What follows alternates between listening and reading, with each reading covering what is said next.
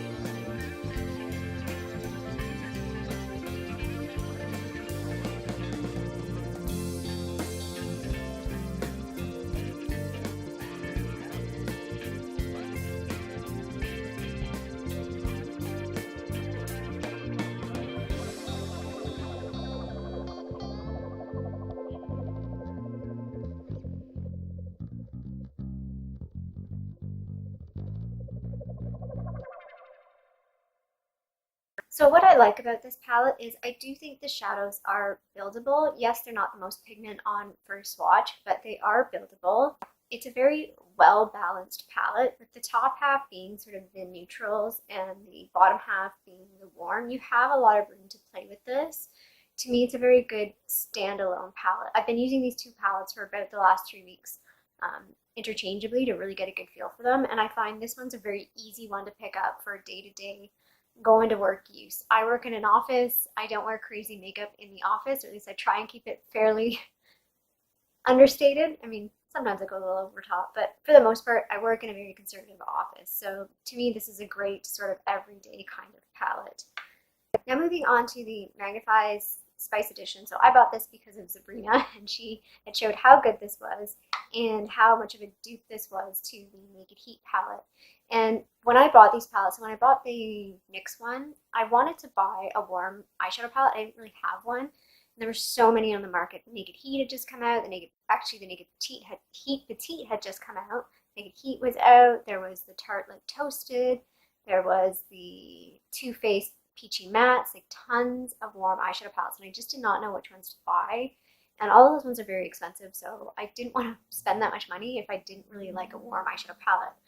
So this one was sort of like a spontaneous buy after seeing Sabrina's video on this palette, and I stumbled across it in, I think it was Rexall, for about $10. It was on sale. So this palette has 12 shadows, and it retails for $14.99, I believe, in Canada. And you get 1.18 grams per shadow, so the pans are bigger in this one than in the NYX one. So it works out to be about $1.06 per shadow. So it's slightly more affordable than the NYX one, if that makes sense. So now we'll just go into some swatches, and you're going to see that these ones are definitely way more pigmented than the NYX ones.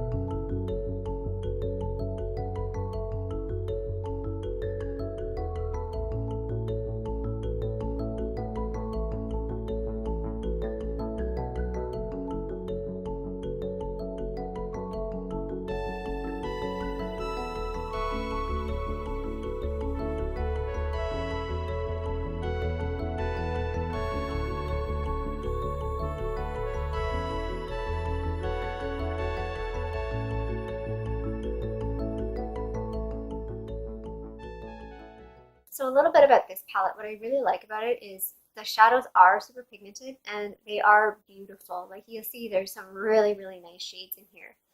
The downsides of this palette is it's very monochromatic, and now I see what people were saying with the Naked Heat one, that you don't get a lot of variety. You'll see in the swatches, like this shade, these two shades here, and this shade right here, on the eyes, they all look very, very similar. So you have a very monochromatic look. It's very hard to use this palette and get a variety of looks. Everything is very in the same tone, if that makes sense. Like they're all sort of a deep mid-tone shade. So I found this difficult to use as a standalone palette. I honestly, this made me realize that I'm not super into warm shadows. I like them sometimes, but I found this a difficult palette to go back to day to day. So now I want to show you some duplicates. I actually found 7 duplicates between these two palettes, and even though they really don't look all that similar, they do have once you start looking at it, you realize, oh yeah, they do have quite a few shades that are fairly similar. Now the dupes, some of them are like really hard to tell the difference. Some of them are just slightly different, but close enough that on the eye they're gonna look the same.